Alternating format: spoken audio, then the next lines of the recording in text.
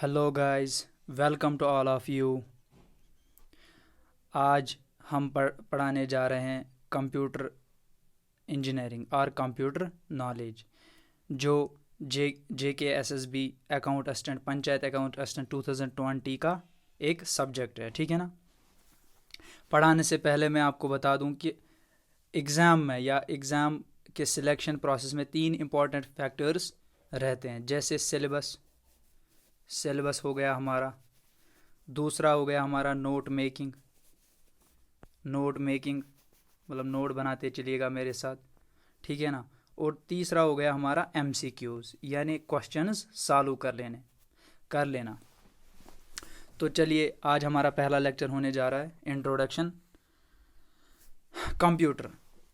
पहले इसकी डेफिनेशन देख लेते हैं, इसकी फुल फॉर्म देख लेते हैं। Computer commonly oriented machine particularly used for trade education and research, यानी ऐसी मशीन जो ट्रेड एजुकेशन और एंड रिसर्च में काम आती है। C मीन्स कंप्यूटर, O ऐसी हो गया ओरिएंटेड, M का मतलब हो गया मशीन, तो ये हो गई इसकी full form. Computer derived from A Latin word. एक बार ये एग्ज़ाम में आया था कि ये किस लैंग्वेज से बना हुआ है। Computer is derived from which language? Derived from Latin language, जिसका मतलब है कंप्यूटेरिया। कंप्यूटेरिया का मतलब क्या है? लैटिन में इसको कहते हैं कंप्यूटेरिया।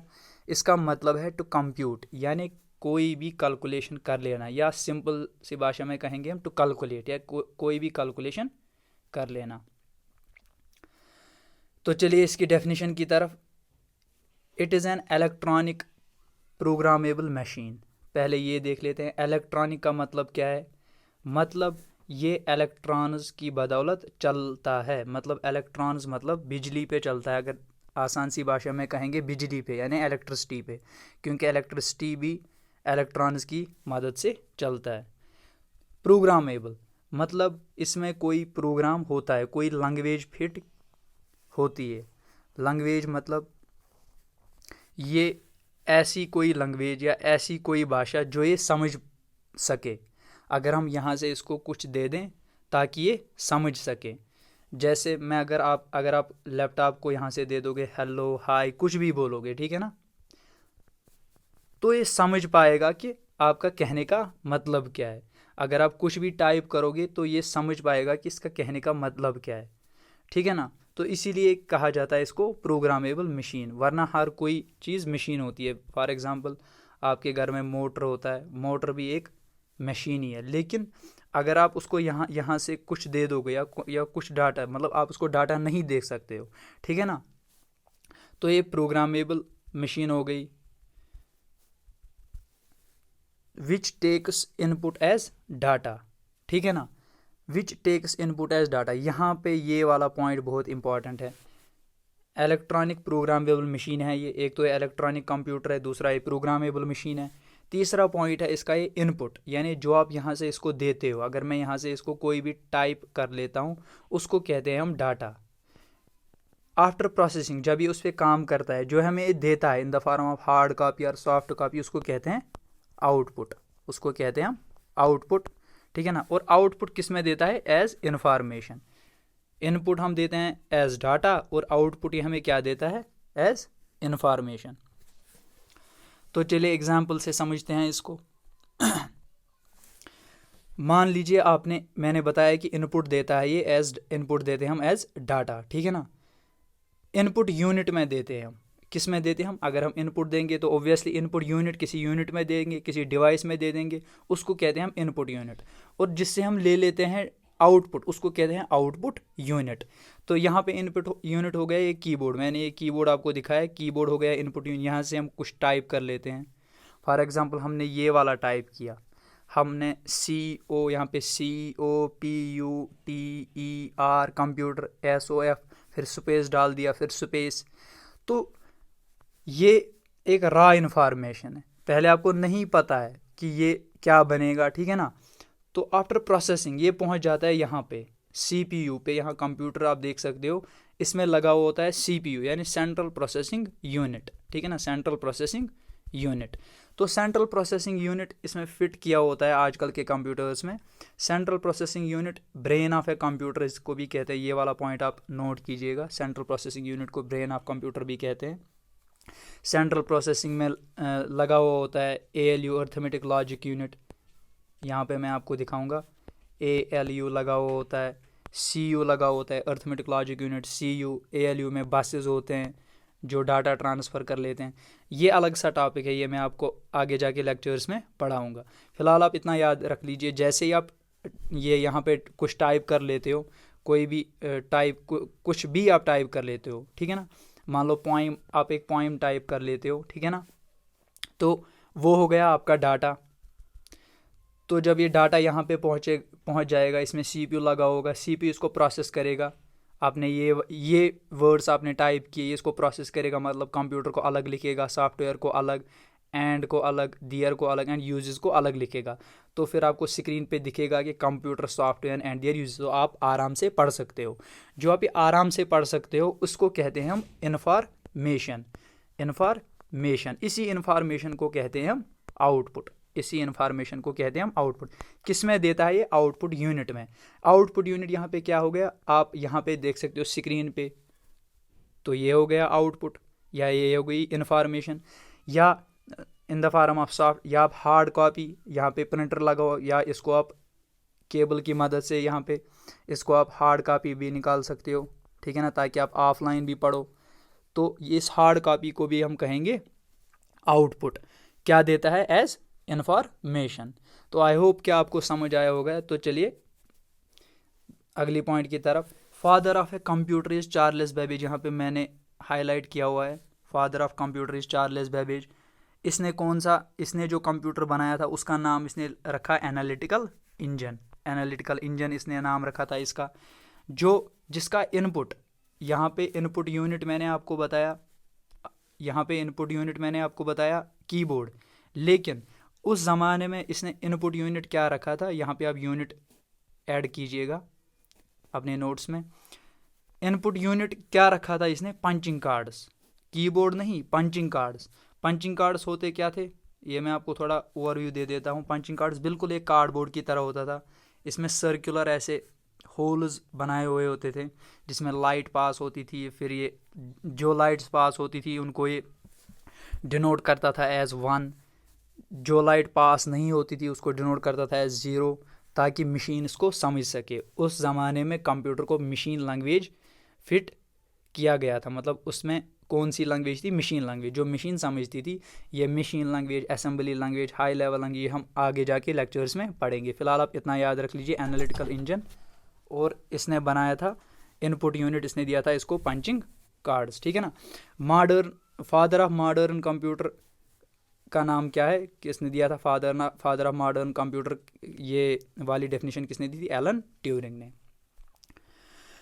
तो पार्ट्स ऑफ कंप्यूटर, अब यहाँ पे देख लीजिए, इनपुट क्या देते हैं हम? डाटा।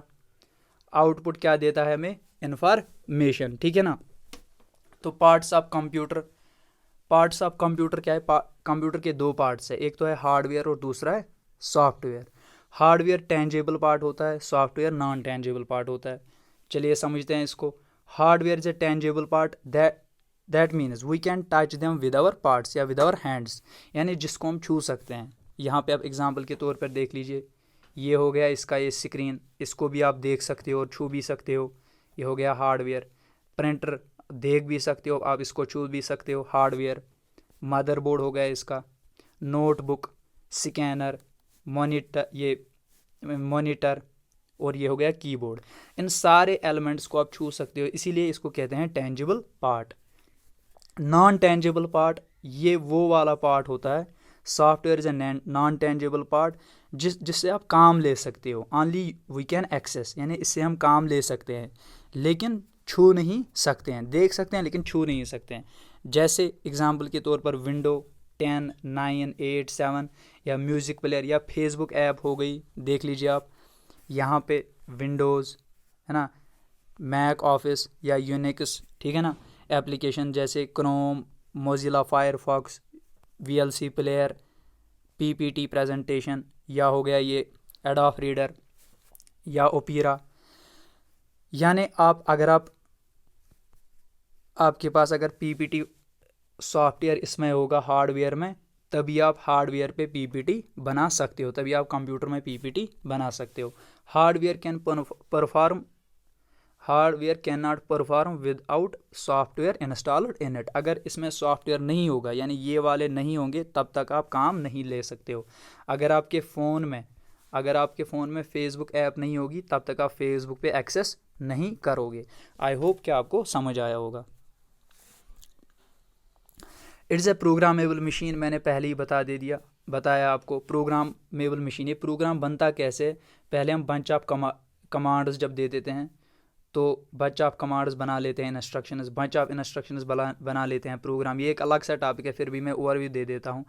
बंच ऑफ प्रोग्राम्स बना लेते हैं सॉफ्टवेयर, तो इसीलिए हम कहते हैं इसको प्रोग्रामेबल मशीन। तो इसका दूसरा नाम क्या है? इसका आल्सो कॉल्ड डाटा प्रोसेसर। इसको हम डाटा प्रोसेसर भी कहते हैं। किसको? कंप्यूटर को हम डाटा प्रोसेसर भी कहते हैं, क्योंकि ये डाटा प्रोसेस कर लेता है। तो चलिए अगले पॉइंट की तरफ। हाउ इट फंक्शंस, यानी ये काम कैसे करता है। देखिए काम कैसे करता है ये। आपने यहाँ से इनपुट दे दिया किसकी मदद से? कीबोर्ड की मदद से। इनपुट देने के बाद ये इनपुट क्या दिया आपने? डाटा दे दिया आपने इनपुट, ठीक है ना। इनपुट देने के बाद ये पहुंचता है प्रोसेसिंग की तरफ। प्रोसेसिंग किस में होती है? सीपीयू में होती है प्रोसेसिंग। यहाँ पे आप देख लीजिए, फिर ये यहाँ पे पहुंचता है सीपीयू। प्रोसेसिंग के बाद ये देता है हमें एज इन्फॉर्मेशन देता है हमें। इन्फॉर्मेशन किस में देता है हमें? एज आउटपुट, यानी आउटपुट में देता है, आउटपुट यूनिट में देता है। या तो प्रिंटर में देगा, या यहाँ पे सॉफ्ट कॉपी यहाँ पे स्क्रीन पे आपको दिखेगा। तो उसके बाद आप इसको स्टोर भी कर सकते हो, यानी इसमें स्टोरेज भी लगी हुई होगी 500 GB 1000 GB, यानी जितनी भी लगी होगी, लेकिन स्टोरेज कैपेसिटी होगी इसमें। तो उस डाटा को आप स्टोर भी कर सकते हो। मान लो आपने अगर यहाँ पे पीपीटी फाइल बना ली, आपने यहाँ पे पीपीटी का डाटा दे दिया, उसके बाद आपकी पीपीटी यहाँ पे हो गई, तो आप इसको सेव भी कर सकते हो अपने लैपटॉप में। तो ये हो गए इसके फंक्शंस। और ये जो मैंने आपको बताया, इसको कहते हैं ब्लॉक डायग्राम और आर्किटेक्चर ऑफ कंप्यूटर। किसने दे दिया? वॉन न्यूमैन ने। जितने भी कंप्यूटर्स है, अब आप देख लीजिए, अब हमने पढ़ा है कि जितने भी कंप्यूटर्स है उनमें प्रोसेस कैसे होती है? पहले इनपुट होता है, फिर उसके बाद प्रोसेस होती है, फिर उसके बाद आउटपुट, फिर उसके बाद स्टोरेज, यानी बिल्कुल सीक्वेंस में चलता है। कैसे? फिर पहले इनपुट, प्रोसेस, आउटपुट, स्टोरेज। अगर आपके एग्ज़ाम में ये भी एक पॉइंट बनता है एग्ज़ाम पॉइंट ऑफ व्यू से, अगर वहाँ से दिया होगा कि how computer work sir, computer की फंक्शन क्या है, यहाँ पे दिया होगा इनपुट, फिर प्रोसेस, फिर आउटपुट, फिर स्टोरेज। दूसरे ऑप्शन दिए होंगे इनपुट, आउटपुट, स्टोरेज, प्रोसेस। तो ये सीक्वेंस आप याद रख लीजिए, इनपुट IPOS, ठीक है ना, ये सीक्वेंस आप याद रख लीजिए। लेकिन कुछ ऐसे डिवाइसेस होते हैं, बस केवल यही डिवाइसेस होते हैं, कुछ ऐसे डिवाइस होते हैं जिनमें आई तो होता है, इनपुट होता है, फिर उसके बाद प्रोसेस बिल्कुल नहीं होती है, फिर उसके बाद आउटपुट होता है, फिर उसके बाद स्टोरेज होती है। मतलब इनपुट, आउटपुट, स्टोरेज तीनों होते हैं, लेकिन प्रोसेस नहीं होता है। तो उन डिवाइसेस को हम कहते हैं डंप टर्मिनल्स। एक बार दिल्ली रिक्रूटमेंट में आया था, दिल्ली एग्जाम में आया था, ऐसे कौन से डिवाइस है जिनमें प्रोसेसिंग नहीं होती है, जिनमें इनपुट, आउटपुट, स्टोरेज होती है लेकिन प्रोसेसिंग नहीं होती है, उनको कहते हैं हम डंप टर्मिनल्स। एग्जाम्पल के तौर पर देख लीजिए डंप टर्मिनल्स कौन से हैं? DVR यानी डिजिटल वीडियो रिकॉर्डर, या CCTV कैमरा भी इसको कहते हैं। आई होप कि आपको समझ आया होगा। तो चलिए अगले पॉइंट की तरफ, कैरेक्टरिस्टिक्स ऑफ कंप्यूटर। अब इसके कैरेक्टरिस्टिक्स देख लेते हैं हम। स्पीड, यानी इसकी स्पीड कितनी है आप देख लीजिए। 3 मिलियन कैलकुलेशन ये कर लेता है 1 सेकंड में, बहुत ज़्यादा फास्ट है ये। एक्यूरेसी, कोई भी गलती नहीं होगी इन टर्म्स ऑफ कैलकुलेशन, ठीक है ना, in terms of information. Storage, बहुत ज़्यादा स्टोरेज कैपेसिटी है इसकी। डेलीगेंस, थकता नहीं है, 3 या 5 10 घंटे जितने भी आप दे दोगे इसको काम कर लेगा ये बिना थके। वर्सटाइल, बहुत ज़्यादा, मतलब एक से ज़्यादा फंक्शंस ये कर लेगा। देखिए यहाँ पे आप देख लीजिए, आप पीपीटी भी बनाओगे, साथ में आप गाने भी सुन सकते हो, ठीक है ना, साथ में आप इंटरनेट एक्सेस भी कर लोगे। तो ये हो गया वर्सटाइल। रिलायबिलिटी, आप इस पर भरोसा कर सकते हो। सिक्योर, मतलब पासवर्ड प्रोटेक्टेड, आप अपने पीपीटी या कोई भी इंफॉर्मेशन आपके पास होगी आप इसको पासवर्ड दे दोगे। अब हो गए लिमिटेशंस ऑफ कंप्यूटर। इसकी लिमिटेशंस क्या है, ये भी एग्ज़ाम में बहुत बार आया था। एग्ज़ाम में इसका ये वाला पॉइंट आया था कि ऐसी कैरेक्टर्स ऑफ कंप्यूटर ऐसे क्या है जो कंप्यूटर में लिमिटेशंस है। कंप्यूटर में लिमिटेशंस ये है कि इसकी ज़ीरो IQ है। फंक्शनड बाय ह्यूमन्स, यानी आप इसको ह्यूमन्स चला सकते हैं, ये खुद ब खुद नहीं चलेगा, खुद ब खुद ऑन या ऑफ नहीं होगा, आपको इसके साथ एक्सेस करना होगा। ज़ीरो IQ लेवल, यानी नो IQ और zero IQ level, thinking power is zero, खुद सोच नहीं सकता है, आप इसमें प्रोग्राम फिट करोगे उसी हिसाब से ये चलेगा। नो सेल्फ केयर, अपनी केयर खुद नहीं कर सकता है। Process of retrieval, process of retrieval मैं आपको समझाऊंगा। मान लीजिए आपके पास ये घर में लैपटॉप लगा हुआ होगा या डेस्कटॉप लगा हुआ होगा, इसमें आपने कोई पीपीटी बना ली 1 साल पहले। अब आप देखोगे कि अब आप 1 साल के बाद बोलोगे कि मैं इसमें देखना चाहता हूँ कि ये पीपीटी मैंने रखी है कि नहीं रखी है।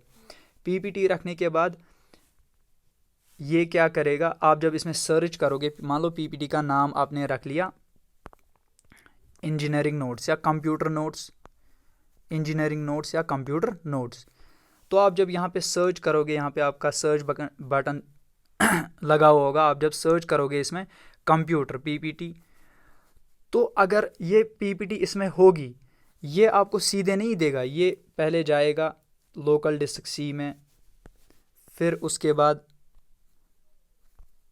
लोकल डिस्क C में जाने के बाद फिर जाएगा ये लोकल डिस्क E में, फिर जाएगा लोकल डिस्क F में।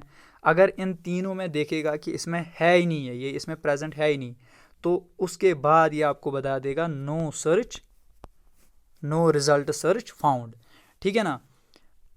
तो ह्यूमन्स ऐसे नहीं करते हैं। अगर आपको कोई चीज़, अगर मैं आपको बता दूं कि फॉर एग्जांपल कोई चीज़ आपने कहाँ पे रखी है, तो आप सीधे बता दोगे कि वो वहाँ पे है, या अगर आपको नहीं पता है तो आप सीधे बता दोगे कि मुझे नहीं पता है। लेकिन ऐसे काम नहीं करता, ये लीनियर वाइज काम कर लेता है। तो आई होप कि आपको समझ आया होगा कि प्रोसेस ऑफ रिट्राइवल होता क्या है। अब एप्लीकेशंस ऑफ कंप्यूटर्स, एजुकेशन में ये काम आता है, हेल्थ, बैंकिंग, ये ज़्यादा एग्जाम में नहीं आता है, फिर भी आप देख लीजिए, business, communication, weather forecasting, entertainment. अब बढ़ते हैं MCQs की तरफ, मल्टीपल चॉइस क्वेश्चंस की तरफ। पहला क्वेश्चन है हमारे पास स्क्रीन पे, tangible part of a computer is. Tangible part कौन है, मैंने आपको बताया टेंजिबल पार्ट जिससे हम छू सकते हैं वो है हार्डवेयर। इसका आंसर मैं बता दूं, इसका आंसर है hardware. Father of a modern computer was Alan Turing. यहाँ पे गलती नहीं करना, father of a computer is Charles Babbage, but father of a modern computer Alan Turing.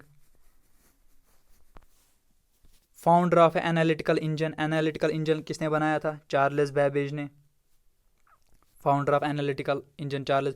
Programmer of analytical engine, इस एनालिटिकल इंजन में programme किसने fit किया था, उसको कहते हैं हम अगस्ता, लेडी अगस्ता। ये मैं आपको आगे समझाऊंगा आगे लेक्चर्स में, क्योंकि उसमें जितने भी फैक्ट्स आएंगे उसमें ये वाला पॉइंट भी आएगा। Computer is also known as, computer हम क्या कह सकते हैं, data processor. Computer word derive from which language, किस लैंग्वेज से डेराइव हुआ है, लैटिन लैंग्वेज से। तो चलिए आज का लेक्चर हमारा यहीं पे एंड होता है। तो अगले वाले लेक्चर्स में हम पढ़ेंगे history of computers, generation of computers and types of computers. धीरे धीरे करके हम पूरा सिलेबस ऐसे ही कवर कर लेंगे। तो दीजिए इजाज़त, अल्लाह हाफिज़।